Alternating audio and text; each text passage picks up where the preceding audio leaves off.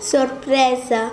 El meu gat negre, negre com un carbó, negre com una pega, ple de mandra, ressega, mossega, es refrega, dona brega, mentre observa el món de colors amb els seus ulls grocs.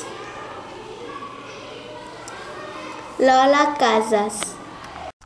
La mona de Pasqua, en cor de pa de pessic, de gust suau com caramel.